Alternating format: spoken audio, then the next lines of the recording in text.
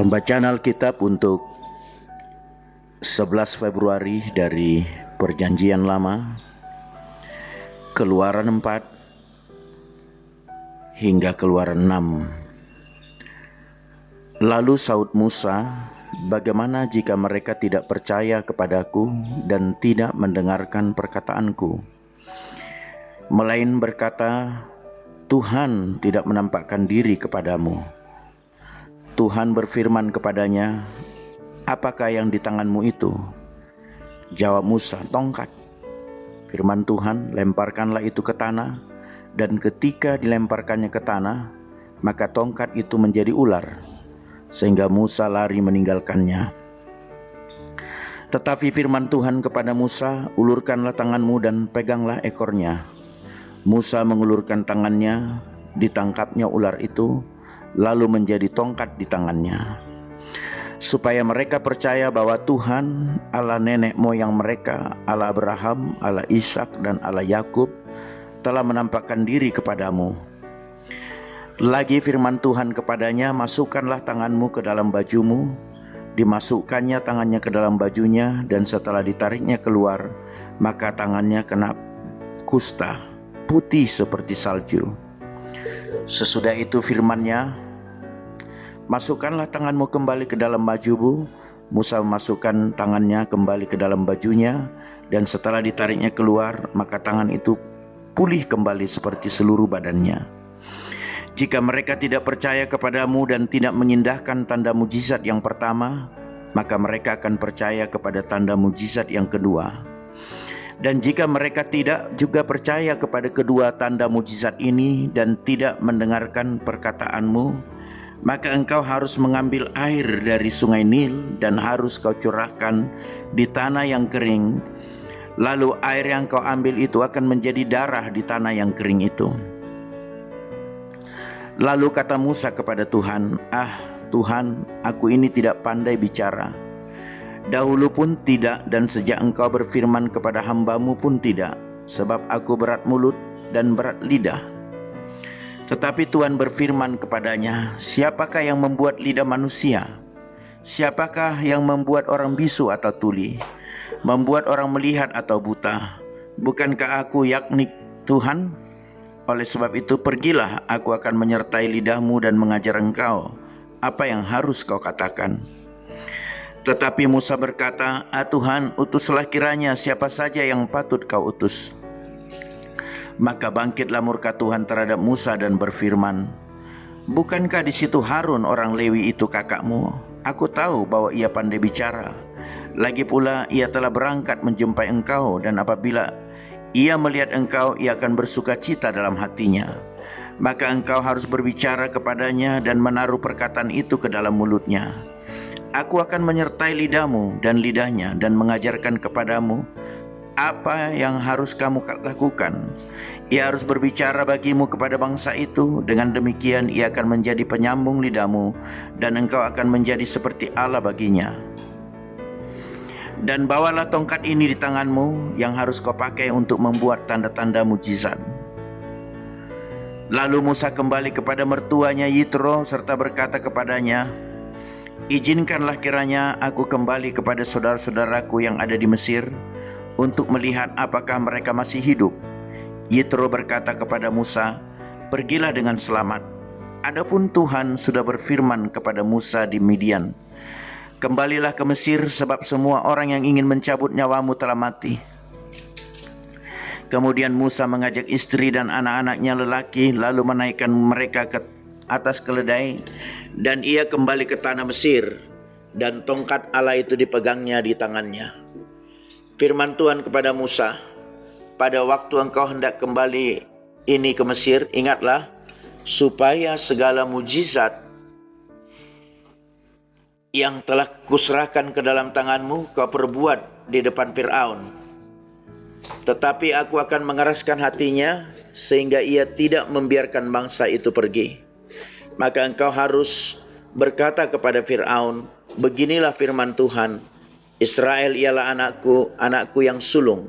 Sebab itu aku berfirman kepadamu, biarkanlah anakku itu pergi, supaya ia beribadah kepadaku.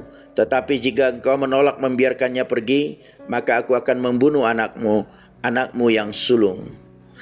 Tetapi di tengah jalan suatu tempat bermalam, Tuhan bertemu dengan Musa dan berikhtiar untuk membunuhnya.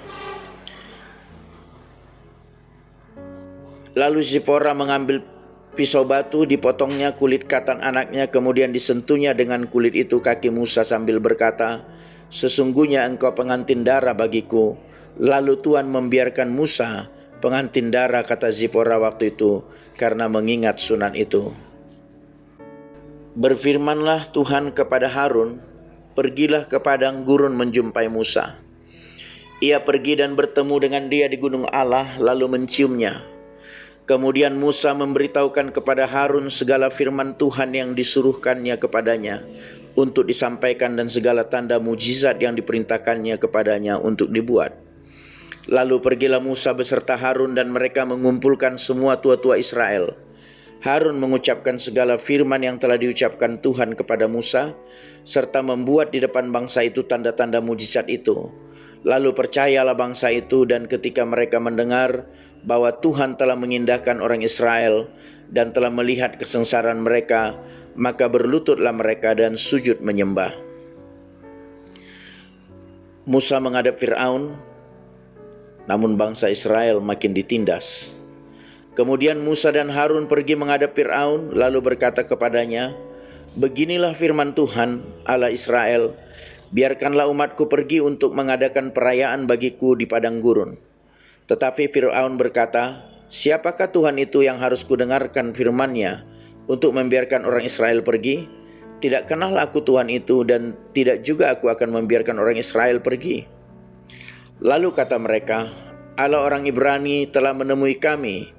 Izinkanlah kiranya kami pergi ke padang gurun 3 hari perjalanan jauhnya untuk mempersembahkan korban kepada Tuhan Allah kami, supaya jangan nanti mendatangkan kepada kami penyakit sampar atau pedang." Tetapi Raja Mesir berkata kepada mereka, "Musa dan Harun, mengapakah kamu bawa-bawa bangsa ini melalaikan pekerjaannya? Pergilah melakukan pekerjaanmu." Lagi kata Fir'aun, "Lihat, sekarang telah terlalu banyak bangsamu di negeri ini. Masakan kamu hendak menghentikan mereka dari kerja paksanya?" Pada hari itu juga Fir'aun memerintahkan kepada pengerah-pengerah bangsa itu dan kepada mandur-mandur mereka sendiri, "Tidak boleh lagi kamu memberikan jerami kepada bangsa itu untuk membuat batu bata seperti sampai sekarang. Biarlah mereka sendiri yang pergi mengumpulkan jerami, tetapi jumlah batu bata yang harus dibuat mereka sampai sekarang, bebankanlah itu juga kepada mereka dan jangan menguranginya, karena mereka pemalas." Itulah sebabnya mereka berteriak-teriak, "Izinkanlah kami pergi mempersembahkan korban kepada Allah kami." Pekerjaan orang-orang ini harus diperberat sehingga mereka terikat kepada pekerjaannya dan jangan mempedulikan perkataan dusta. Maka para pengarah bangsa itu dan para mandurnya pergi dan berkata kepada mereka, "Beginilah firman kata Fir'aun, aku tidak memberi jerami lagi kepadamu. Pergilah kamu sendiri mengambil jerami di mana saja kamu mendapatnya, tetapi pekerjaanmu sedikit pun tidak boleh kurang." Lalu berseraklah bangsa itu ke seluruh tanah Mesir untuk mengumpulkan tunggul gandum sebagai pengganti jerami. Dan pengerah-pengerah itu mendesak mereka dengan berkata, "Selesaikan pekerjaanmu, yaitu tugas hari, seperti pada waktu ada jerami."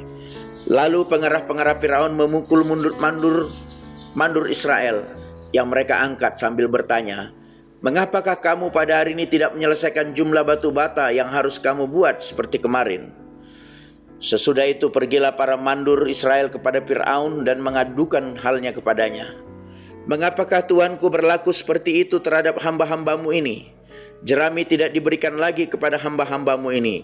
Tetapi walaupun begitu kami diperintahkan, buatlah batu bata, dan dalam pada itu hamba-hambamu ini dipukuli, padahal rakyat Tuanku lah yang bersalah." Tetapi ia berkata, "Pemalas kamu, pemalas, itulah sebabnya kamu berkata, izinkanlah kami pergi mempersembahkan korban kepada Tuhan. Jadi sekarang pergilah bekerja, jerami tidak akan diberikan lagi kepadamu, tetapi jumlah batu bata yang sama harus kamu serahkan. Maka mengertilah para mandur Israel bahwa mereka ada dalam keadaan susah, karena dikatakan kepada mereka, kamu tidak boleh mengurangi jumlah batu bata pada tiap-tiap hari. Waktu mereka meninggalkan Fir'aun, berjumpalah mereka dengan Musa dan Harun yang sedang menantikan mereka.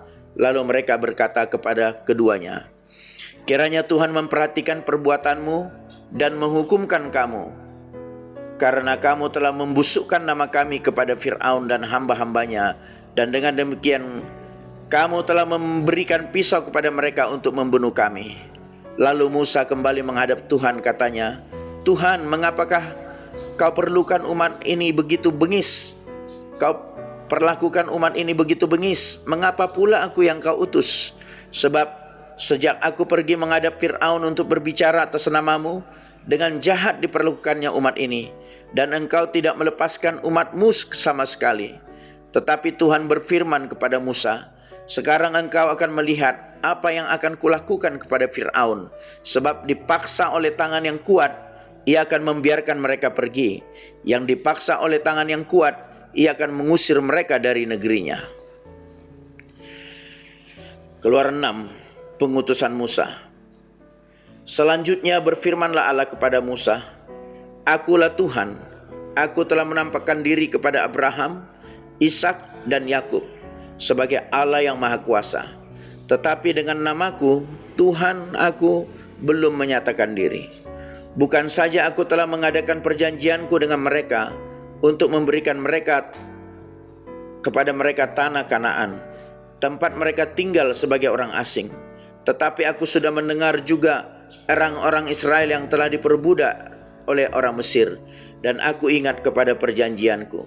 Sebab itu katakanlah kepada orang Israel, akulah Tuhan, aku akan membebaskan kamu dari kerja paksa orang Mesir, melepaskan kamu dari perbudakan mereka, dan menebus kamu dengan tangan yang teracung dan dengan hukuman-hukuman yang berat. Aku akan mengangkat kamu menjadi anak umatku, dan aku akan menjadi Allahmu, supaya kamu mengetahui bahwa akulah Tuhan Allahmu yang membebaskan kamu dari kerja paksa orang Mesir. Dan aku akan membawa kamu ke negeri yang dengan sumpah telah kujanjikan memberikannya kepada Abraham, Ishak dan Yakub, dan aku akan memberikannya kepadamu untuk menjadi milikmu. Akulah Tuhan. Lalu Musa mengatakan demikian kepada orang Israel, tetapi mereka tidak mendengarkan Musa karena mereka putus asa dan karena perbudakan yang berat itu. Kemudian Tuhan berfirman kepada Musa, pergilah menghadap, katakanlah kepada Fir'aun Raja Mesir bahwa ia harus membiarkan orang Israel pergi dari negerinya. Tetapi Musa berkata di hadapan Tuhan, orang Israel sendiri tidak mendengarkan aku. Bagaimanakah mungkin Fir'aun akan mendengarkan aku? Aku seorang yang tidak patah lidahnya. Demikianlah Tuhan telah berfirman kepada Musa dan Harun, serta mengutus mereka kepada orang Israel dan kepada Fir'aun Raja Mesir, dengan membawa perintah supaya orang Israel dibawa keluar dari Mesir.